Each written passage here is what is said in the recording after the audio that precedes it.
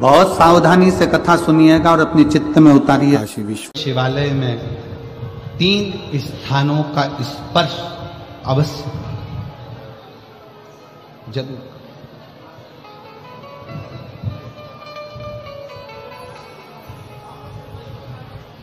किसी किसी मंदिर में शंकर जी के शिवलिंग को छूने नहीं देते, जैसे दक्षिण साइड में, साउथ में।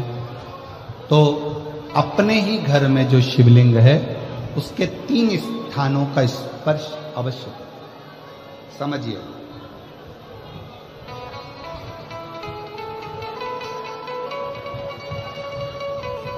पहला, शंकर भगवान के जहां से जल बहता है उस स्थान, ये जलाधारी है, जल बहता है, ये शिवलिंग है।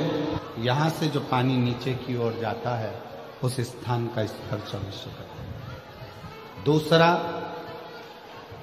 शिवलिंग का जो गोल भाग है उस गोल भाग में कहीं पर भी अपनी हथेली का स्पर्श अवश्य करें। तीसरा, शंकर भगवान के शिवलिंग का जो ऊपर का भाग है वहां अपने अस्त्र का स्पर्श अवश्य करें। तीनों स्थान पर ब्रह्मा, विष्णु और महेश का स्मरण करते हुए जब बैसाख महीने में आप शंकर भगवान को जल समर्पित करें। शिव जी को जब बैसाख के महीने में जल दिया जाए तो दोनों हाथ से अंजलि में कलश रखकर शंकर भगवान की अपने हाथ की अंजलि में जल रखकर शिव जी को जल अवश्य समर्पित करें।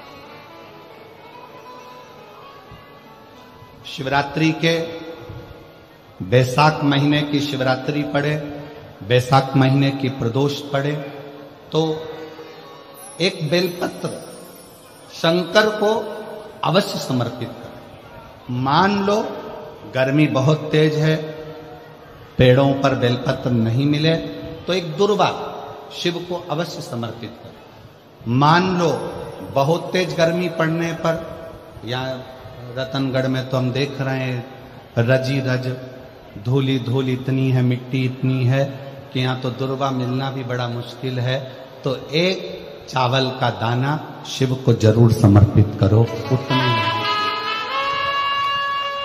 में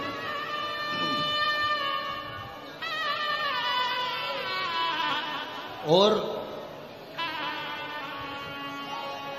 बैसाख महीने में सबसे ज्यादा जरूरी है, जो सबसे ज्यादा जरूरी है बैसाख महीने में, वो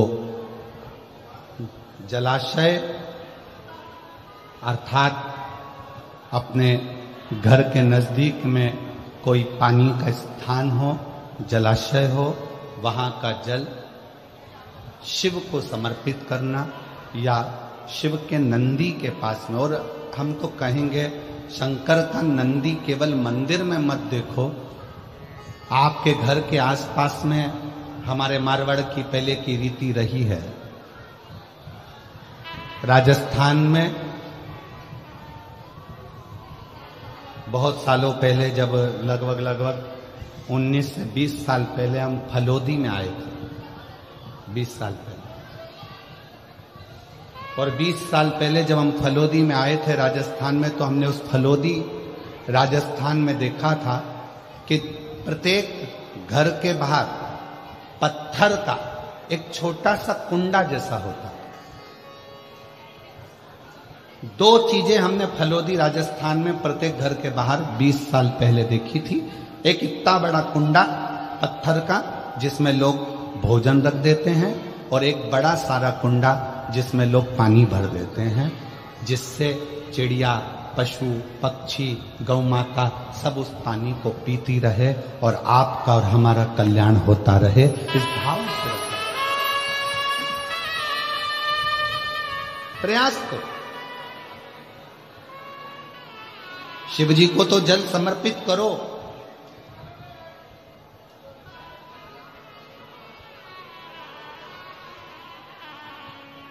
साथ में कोई जीव का भी अगर कल्याण हो जाए आपके एक लोटा जल से, तो उसको भी जल, उसको भी।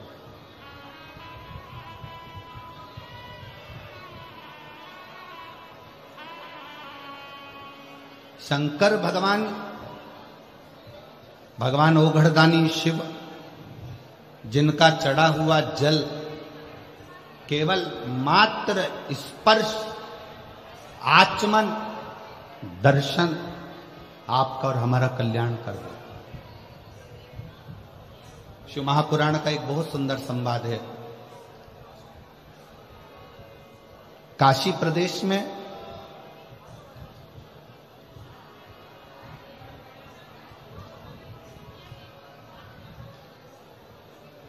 एक संवाद बड़ा सुंदर आता है महाराज।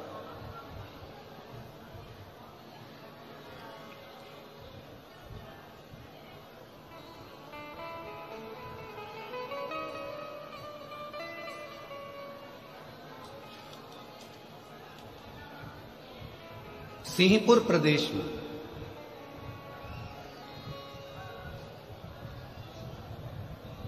एक महाव्रती ब्राह्मण रहता था।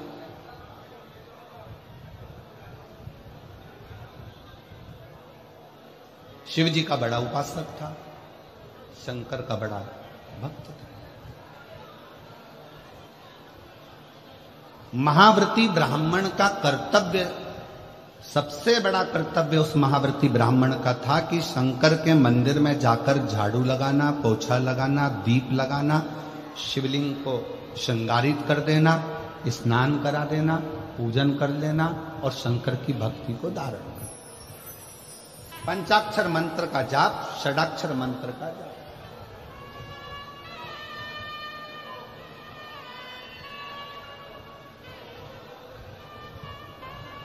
पूरे सिंहपुर में, पूरे प्रदेश में इस महाव्रती ब्राह्मण की चर्चा थी, पूरे प्रदेश में। सब इसको जानते थे, शंकर का भक्त, शंकर का भक्त, शंकर का भक्त, शिव भक्त, शिव भक्त कहकर इसको पुकारते। पर इसकी पत्नी और इसकी लड़की, एक बेटी थी, पत्नी, दोनों इतनी सुंदर कि देवलोक की अप्सराएं भी उनके सामने फीकी रही।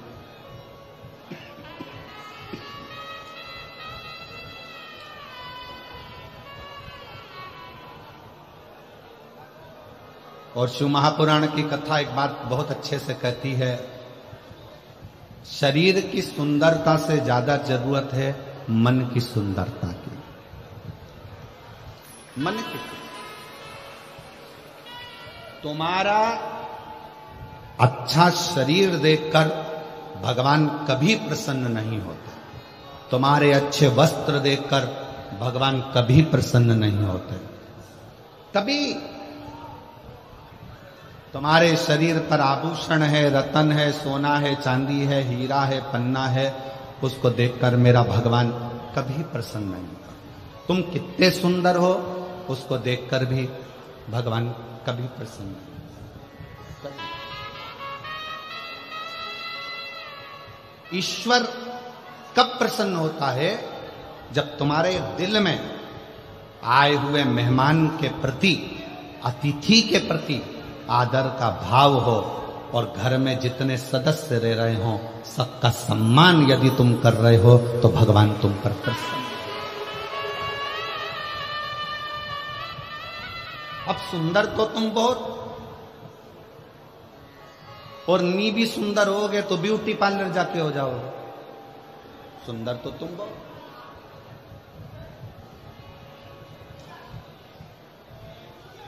अब मालूम पड़े तुम्हारा चेहरा सुंदर है, तुम्हारा तन सुंदर है, तुम दिखने में सुंदर हो, और मालूम पड़े तुम्हारा जो मन है, तुम्हारा जो हृदय है, तुम्हारा जो मन है, मालूम पड़े वो व्यर्थ चर्चाओं में, व्यर्थ बातों में, व्यर्थ बातों में लगा हुआ है, तो वो किस काम का? उसकी मूलता क्या है? वो किस काम का? इसलिए शिव महापुराण की कथा ने एक बहुत सुंदर बात कही, शंभु शर मांगू दुख काटो दया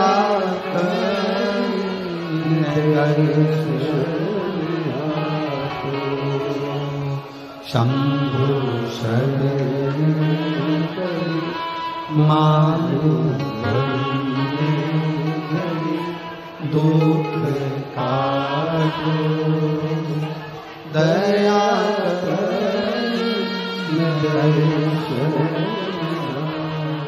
ओम श्री शिवाय नमस्तुभ्यं श्री शिवाय नमस्तुभ्यं श्री शिवाय नमस्तुभ्यं श्री शिवाय नमस्तुभ्यं श्री शिवाय नमस्तुभ्यं श्री शिवाय नमस्तुभ्यं श्री शिवाय। सब बोलो प्रेम से बोलो। श्री शिवाय नमस्तुभ्यं श्री शिवाय नमस्तुभ्यं श्री शिवाय नमस्तुभ्यं श्री शिवाय नमस्तुभ्यं श्री शिवाय नमस्तुभ्यं श्री शिवाय नमस्तुभ्यं श्री शिवाय नमस्तुभ्यं श्री शिवाय नमस्तुभ्यं श्री शिवाय नमस्तुभ्यं। वो सुंदरता किसी काम की नहीं जिस सुंदरता में भगवान की भक्ति न हो, ईश्वर की भक्ति न हो।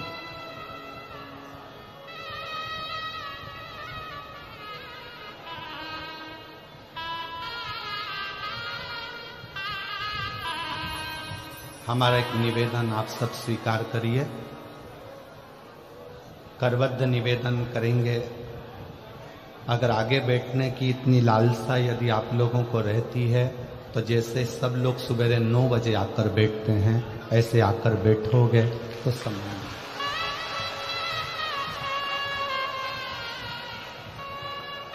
कथा केवल लाहौटी जी की नहीं, पूरा रतनगढ़ के एक एक बच्चे बच्चे की यह कथा है और रतनगढ़ की यह कथा।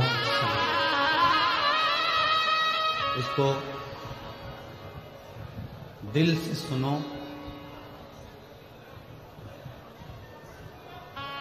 हमारे शरीर में 2 दिन से बुखार है और 2 दिन से गले में इन्फेक्शन।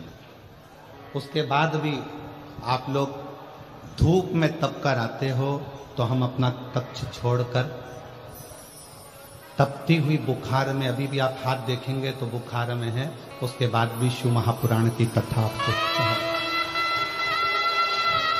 केवल इसलिए।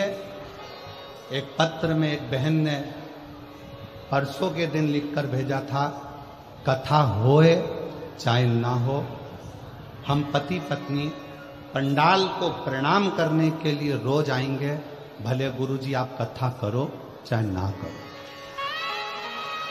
केवल आपके विश्वास के बल पर ये कथा कहने के लिए हम भी वहां से यहां तक आते, और आप दिल से सुनोगे तो ये कथा केवल प्रदीप मिश्रा नहीं बाच रहा है, इस कथा को स्वयं देवादिदेव महादेव आकर बाच रहे।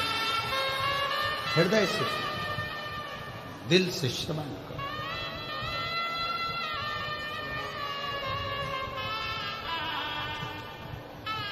इतने अच्छे अच्छे पत्र यहाँ ढेर लगा हुआ है पत्रों का, पर हम पत्र भी कम पढ़ रहे हैं। क्यों? राजस्थान में कथा कम होती है, अगर इन लोगों को दिल से मिल गई और इनकी झोली भर गई तो अगली कथा में 1 मई को पत्र पढ़ लेंगे। हृदय से ये वो अमृत है, 7 दिन पूरा होने के बाद तरसोगे कि हमारे नजदीक में कथा होकर चली गई, मैं झोली भरकर नहीं ला सकी। अगर उस 2.5 घंटे की कथा को मैं अगर दिल से सुनकर प्रार्थना कर लेती, श्री शिवाय नमस्तुभ्यम बोलकर उसको अपना मन का भाव कह देती, तो शायद मेरी झोली खुशियों से 3 महीने के अंदर भरा जाती। और हम 3 महीने का भी इंतजार नहीं करेंगे। 17 तारीख को, कितनी तारीख को यहाँ कथा विराम है? 17 तारीख को यहाँ कथा विराम है। 1 मई को चालू है। शंकर जी को यहाँ बैठ करके कर जाना, 3 महीने का इंतजार नहीं करूंगी। 1 मई जो जयपुर में कथा है 7 मई तक, उसमें मेरा पत्र वहां मिलना चाहिए, तो जानू कि खुशी। विश्वास के साथ सुन, भरोसे कथा का रस तत्व ग्रहण कर। शिव कथा कह रहे। सिंहपुर प्रदेश में एक व्रती ब्राह्मण रहता था। वो व्रती ब्राह्मण साधारण नहीं था, उसका व्रत बड़ा प्रबल था। व्रत का मतलब यह नहीं होता कि आप भूखे रहो।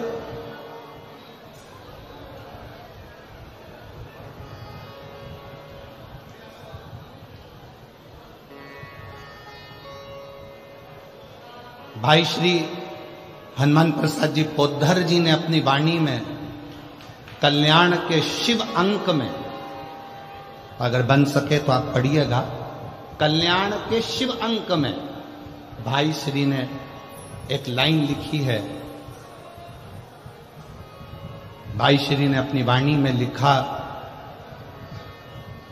कि भगवान को पाने के लिए अगर तुम अपने दिल से एक बार अगर मुख से कह दोगे कि हे प्रभु मैं तुम्हारा हूं और तुम मेरे हो, बस ये बात अगर दिल से कह दी तो परमात्मा भी तुम्हारा हो जाता है और तुम परमात्मा के हो जाते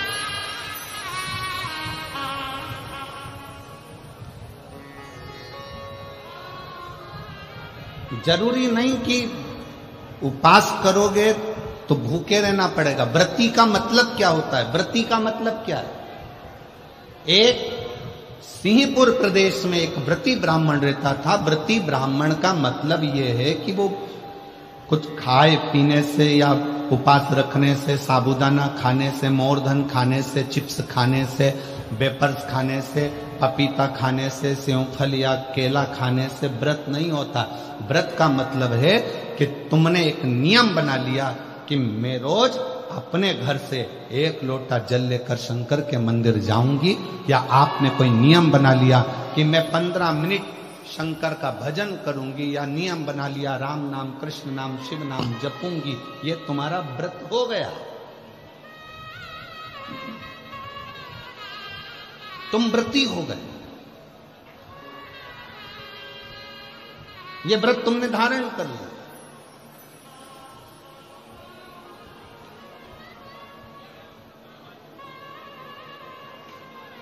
कई माताओं ने नियम बनाया, रतनगढ़ की ही रहने वाली माताएं, कई माताएं रतनगढ़ की ही रहने वाली पंडाल में रह रही, कई माताएं रतनगढ़ की। उसने नियम लिया कि मुझे 7 दिन कथा सुनना है।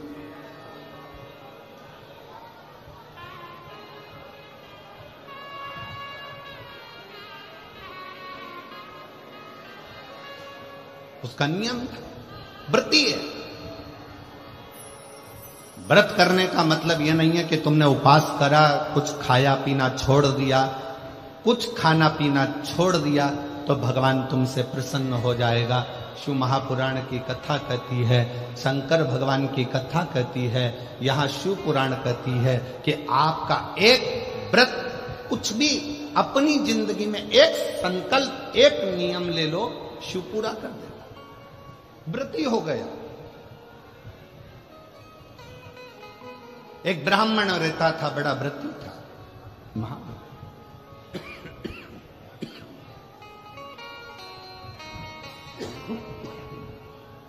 और वो महाव्रती ब्राह्मण, उसकी पत्नी और उसकी बेटी बहुत सुंदर थी। देवलोक की अप्सराएं उसके सामने फीकी थी। ब्राह्मण को ना पत्नी गिनती थी ना बेटी गिनती थी, ना पत्नी गिनती ना बेटी। खूब अपशब्द कहते, पत्नी ताना दे देती, आड़ा टेढ़ा बोल देती, अपशब्द कह देती। शिव महापुराण की कथा कहती है, तुम्हारे बच्चे घर में जन्म ले लेना, बच्चों का जन्म आपके घर में हो गया ना, तो पति से निवेदन है पत्नी को गाली देकर बात ना करे, और पत्नी से निवेदन है पति को अपशब्द कहकर बात ना करे, नहीं तो आपका बुढ़ापा बिगड़ेगा जरूर। बुढ़ापा जरूर बिगड़ेगा। कारण क्या है? आप अपनी पत्नी का आदर नहीं करोगे तो बुढ़ापे में आपके बच्चे भी आपकी पत्नी का आदर नहीं करेंगे। आप अपने पति का आदर नहीं करोगे तो बुढ़ापे में आपके बच्चे आपके पति का आदर नहीं करेंगे, और तुम दोनों का बुढ़ापा धीरे धीरे धीरे धीरे बेकार हो जाएगा। बेकार।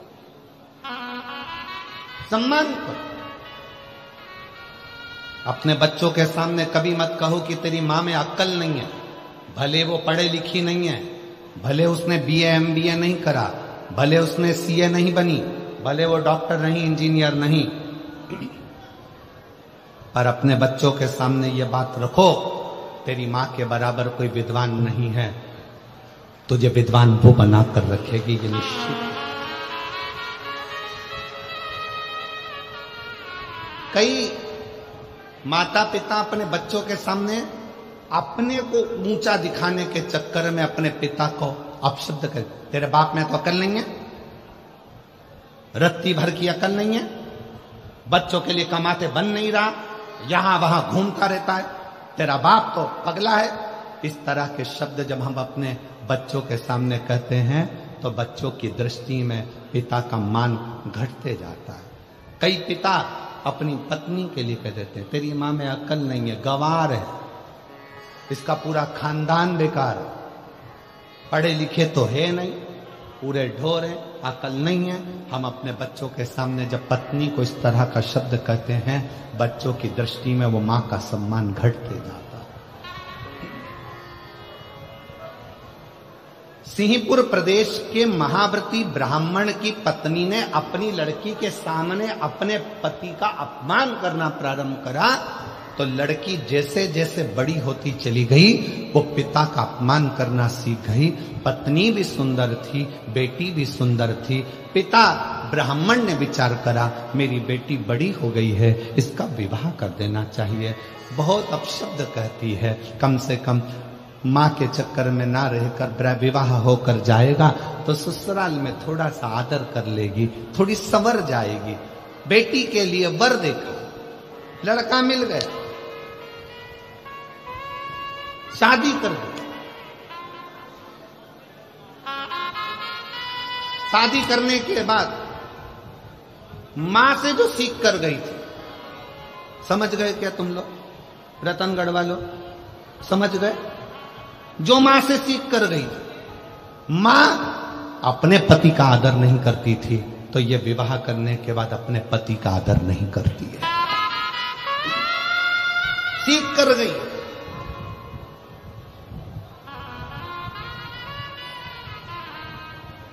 निवेदन है,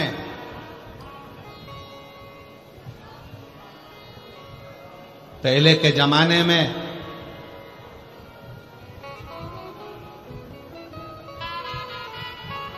लड़की को डर लगता था सास कैसी मिलेगी। आज के जमाने में सास की रातों की नींद उड़ जाती है, जगदम्बा कैसी आएगी, कैसी।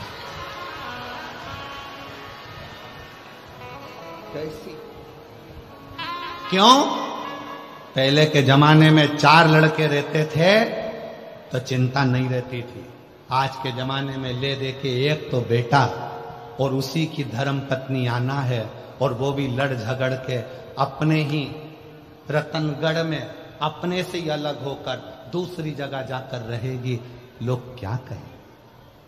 सोचना पड़ता है, 50 बार विचार करना पड़ता है।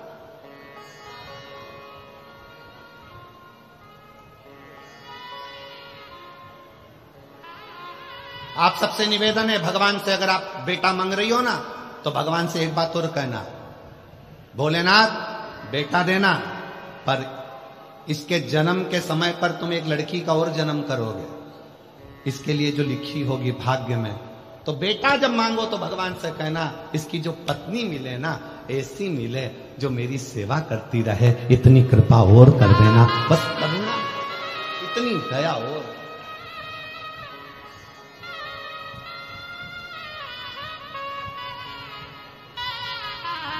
ऐसी मत भेज देना जो 24 घंटे साड़ी में तो पिन लगाए, ब्यूटी पार्लर से आए और दिमाग हमारा खाए। ऐसी मत भेज दे, ऐसी नहीं चाहिए।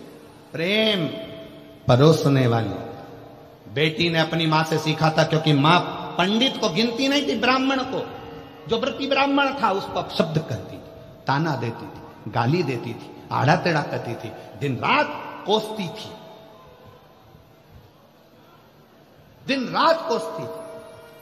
कोई दूसरा आता, ब्राह्मण की पत्नी का आदर करता, सम्मान करता, तो ब्राह्मण की पत्नी उसको खूब सम्मान देती थी। उसके लिए अंदर जाके शरबत बना कर लाती, सुंदर सुंदर भोजन बना कर लाती, उसको खिलाती। पति बैठा रहता, उसको कुछ ना देती। यही लड़की ने सीख लिया, और लड़की का विवाह हुआ, ससुराल गई। ससुराल में जाने के बाद वहां पर जो मां से सीख कर गई थी, वैसा ही की वैसा ही क्रम करा। परिवार के बाकी के लोग आते तो उनसे हंस बोल कर बात करती, पति का अपमान करती, अपशब्द कहती। पति ने अपने परिवार वालों को बुलाकर कहा कि इसको इसके मायके भेज दो, और ये वहां जाकर थोड़ा सीख कर आए। अब कौन समझाए कि जो सीख के आई है वही तो कर रही है? कौन समझाए?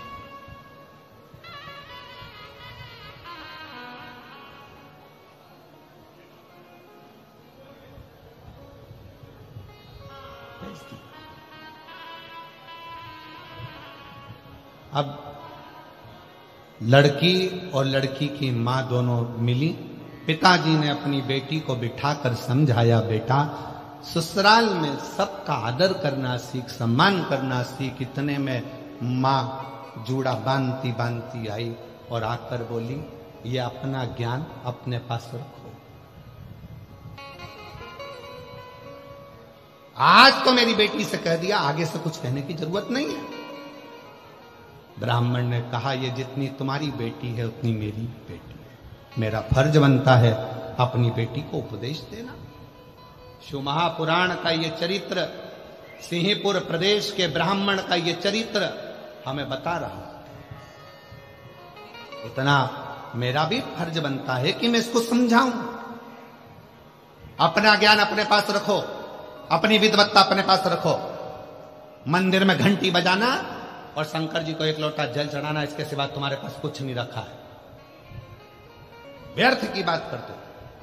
मेरी बेटी ससुराल में जो करना चाहे वो करेगी। ससुराल वाले रखें चाहे ना रखें। मां ने पत्र लिखकर भेज दिया, मेरी बेटी तो जैसी रही है वैसी रहेगी। ससुराल वालों ने हाथ जोड़कर लिखकर भेज दिया, आपकी बेटी आपके पास रखिए, हम भगवान का भजन करने वाले हैं। इतने में पिताजी ने हाथ पैर जोड़े तो मां ने कहा कि अगर तुम उन ससुराल वालों के हाथ पैर जोड़ने गए तो हम यहां नहीं रहेंगे। और मां और बेटी ने अपना दोनों का बैग उठाया, दोनों का सामान लिया और एक उसी नगर में दूसरे स्थान पर जाकर अपना झोपड़ा बनाकर अपना नगर बसा लिया। झोपड़े में रहती थी। अब धीरे धीरे दोनों माँ बेटी ने एक कार्य चालू कर दिया कि माँ भी सुंदर थी और बेटी भी सुंदर थी, तो पर पुरुष पर दृष्टि दे। पर पुरुष पर दृष्टि। अब इनकी सुंदरता देखकर, मां की सुंदरता देखकर पुरुष आ जाते, बेटी की सुंदरता देखकर, उनकी युवान अवस्था देखकर पुरुष आ जाते। छोटा सा झोपड़ा था, धीरे धीरे महल बनता गया, महल बनता गया, खूब अच्छा राशि ठाठ हो गया। ब्राह्मण वही शंकर के मंदिर जाना, झाड़ू लगाना, पोछा लगाना, प्रणाम करना, वही क्या करते। और मत बुरे कर्म कर बंदे, वरना पछताएगा। भगवान की आंखों से तू बच नहीं पाएगा, तू बच नहीं पाएगा। अरे ओ अज्ञानी मत कर नादानी, अरे ओ अज्ञानी मत कर नादानी। तेरे कर्म का फल भी तू ही पाएगा, जैसा किया तूने तेरे आगे आएगा। मत बुरे कर्म कर बंदे, वरना पछताएगा। भगवान की आंखों से तू बच नहीं पाएगा, तू बच नहीं पाएगा। अरे ओ अज्ञानी मत कर नादानी, अरे ओ अज्ञानी मत कर नादानी। अपने कर्म का भोग अपने को भोग, अपने कर्म का फल अपने को, कोई दूसरा नहीं भोगने वाला, हम स्वयं हो। आपके ही रतनगढ़ के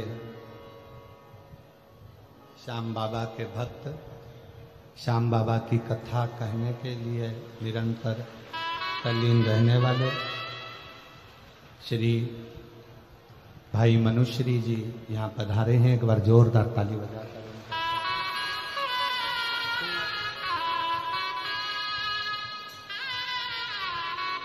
बहुत बहुत साधुवाद और स्वागत वंदन है। श्याम बाबा की बड़ी कृपा आप पर, जो आपकी वाणी से श्याम कथा संपूर्ण विश्व श्रवण कर रहा है। एक बार जोरदार ताली बजाकर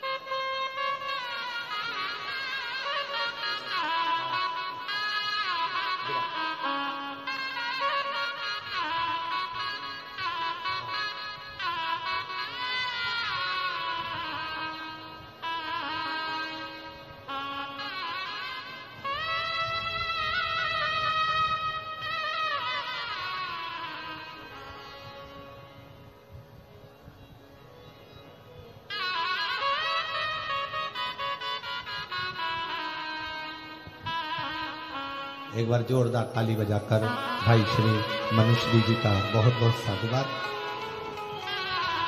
जो इस पवित्र पावन शिव महापुराण कथा के रस तत्व को ग्रहण करने के लिए यहाँ पधारे। और उससे बड़ा सौभाग्य यह है कि आप श्री के पिताश्री भी यहाँ आए हैं, उनके लिए भी बहुत बहुत प्रणाम नमन करता हूँ। शिव कृपा कर, शिव कथा कर, भगवान शंकर का संवाद कर,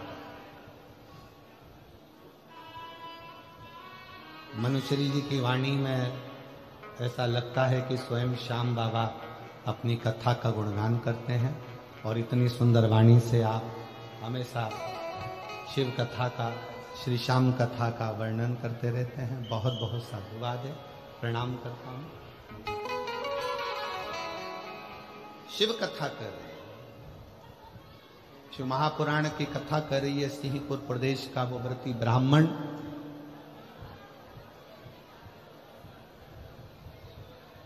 पत्नी और बेटी ने दोनों ने गलत कृत्य प्रारंभ कर दिया। गलत कृत्य,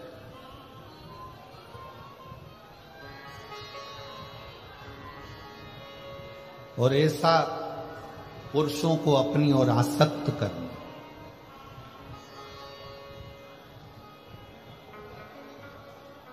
पुरुषों को अपनी ओर लेकर आना, ये उनका एक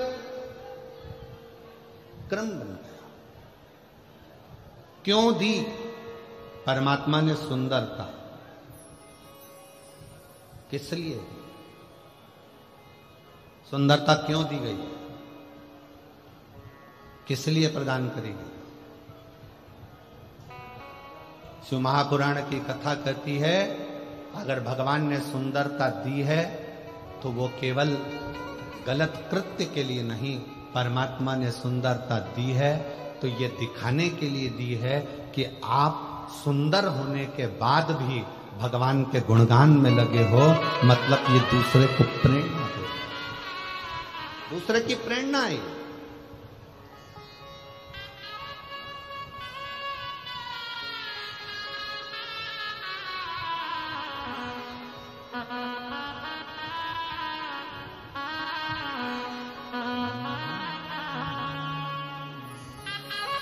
शिव की शरण में आ जा,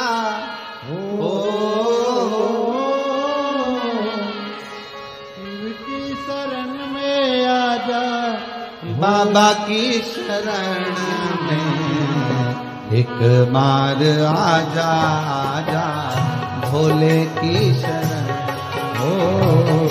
एक बार आ जा, आजा भोले की शरण।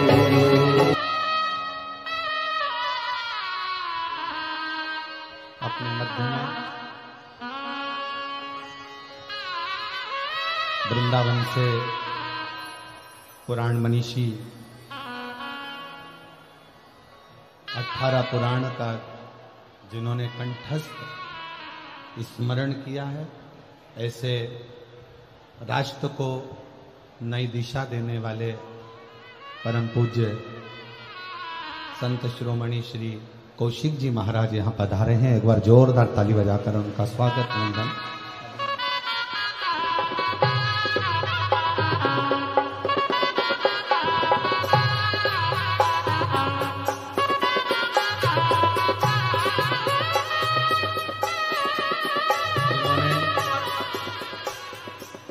ब्रज रज में गौ माता की सेवा, गौशाला,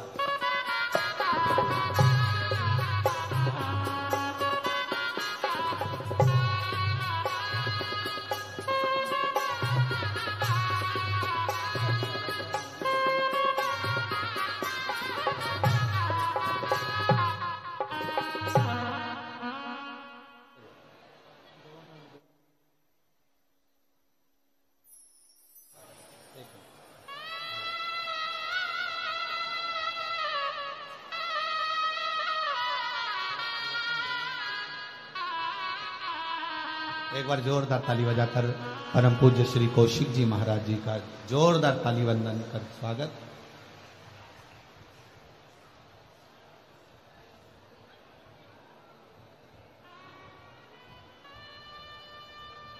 जोरदार ताली बजाकर आपका वंदन, अभिनंदन, स्वागत। जिन्होंने छोटे से निमंत्रण पर स्वीकृति दी और आज राष्ट्र के संतों का दर्शन इस व्यासपीठ के माध्यम से नजदीक में हो रहा है। भाई श्री मनुश्री जी भी परम पूज्य संत शिरोमणि श्री कौशिक जी का स्वागत कर रहे हैं और उनका स्नेह प्राप्त कर रहे हैं।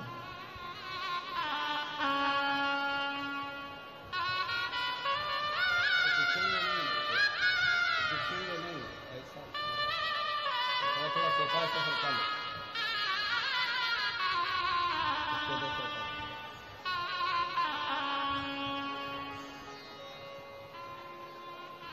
ठीक, अब भले दिख जाएगा।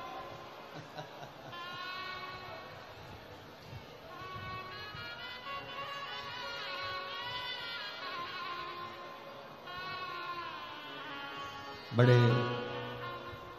भाग्य हैं रतनगढ़ के, क्योंकि भाई श्री हनुमान प्रसाद जी पोद्दार जी की यह पवित्र भूमि है, जन्मस्थली है। ऐसी भाई श्री हनुमान प्रसाद जी पोद्दार जी की इस भूमि पर इतने संतों का आगमन होना और दर्शन होना, ये रतनगढ़ वालों का सौभाग्य है। बहुत बहुत साधुवाद। हृदय से, भाव से सभी बाबा को अपने मन का भाव कहेंगे और दिल से बाबा को प्रार्थना करें, हृदय से भी।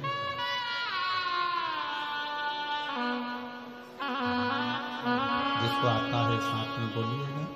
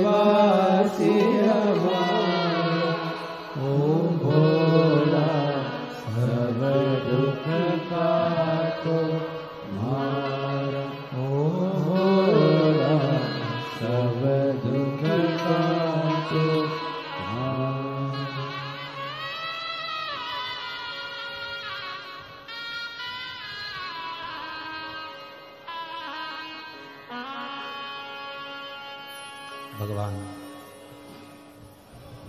देवाधिदेव महादेव की कथा करें, शिव कथा वर्णन करें। एक छोटा सा संवाद पूरा होकर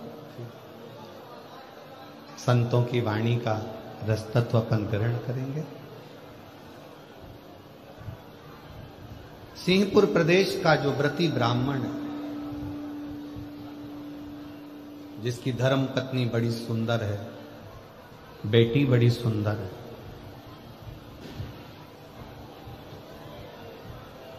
बेटी ने पति का घर छोड़ दिया है।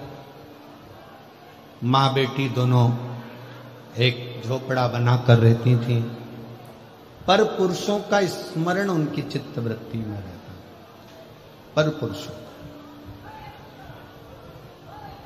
और अब धीरे धीरे वो झोपड़ा झोपड़ा नहीं रहा, महल बनता। कारण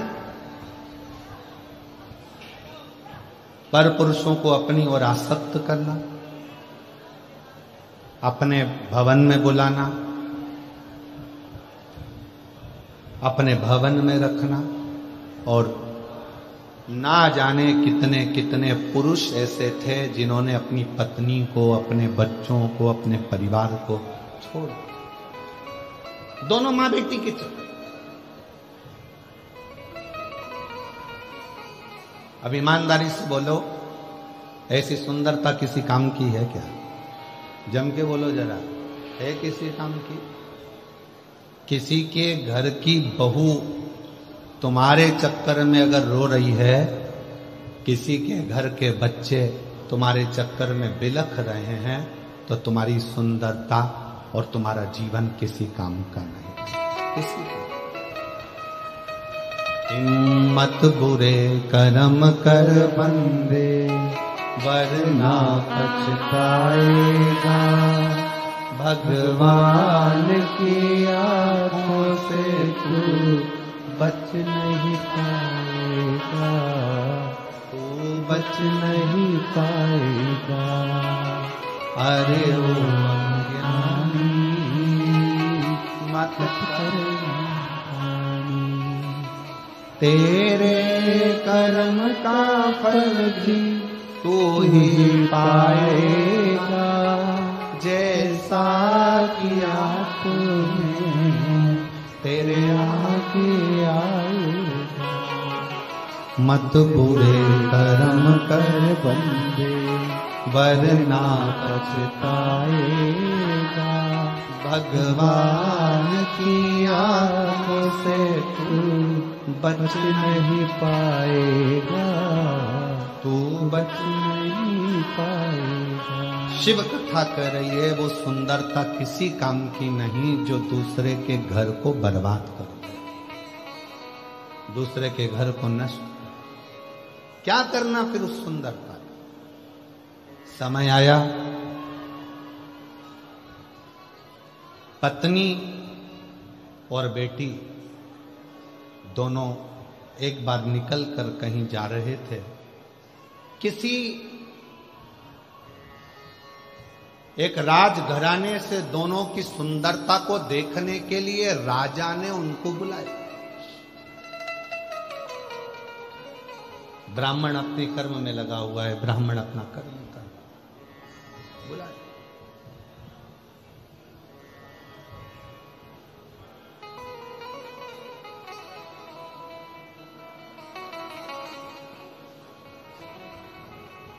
तब तक राजा भी उस सुंदरता को देखेगा।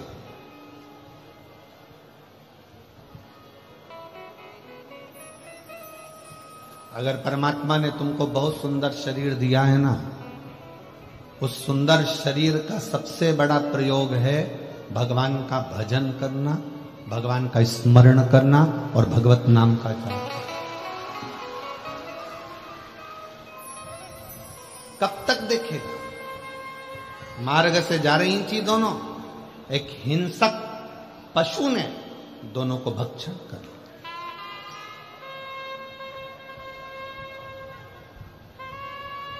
दोनों के अब सामने हिंसक पशु खड़ा था। इनको लगा कि मेरी सुंदरता के अगर पशु भी मेरे अधीन होगा।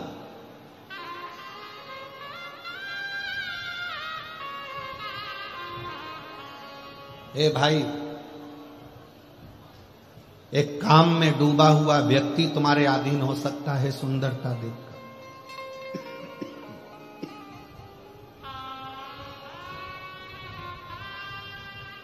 पर पशु तुम्हारी सुंदरता के अधीन नहीं हो सकता। एक बात हमने पहले भी कही, आज फिर कर दे।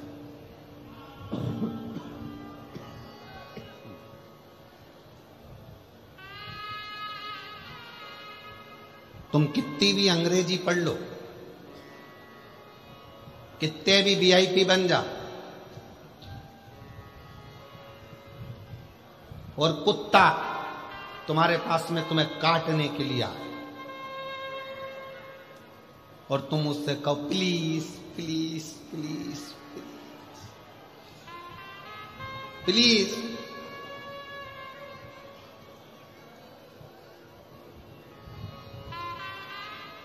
मुझे टच मत कर, प्लीज प्लीज। तुम्हारी अंग्रेजी कितनी भी झाड़ो, कुत्ता के संपट पड़ेगी, कुत्ता के समझ में आएगी? कुत्ता को तुम कितनी भी अंग्रेजी बोलो वो नहीं समझ सकता, पर कुत्ता के लिए तुम्हें हिंदी की एक भाषा का प्रयोग करना पड़ेगा। हाँ!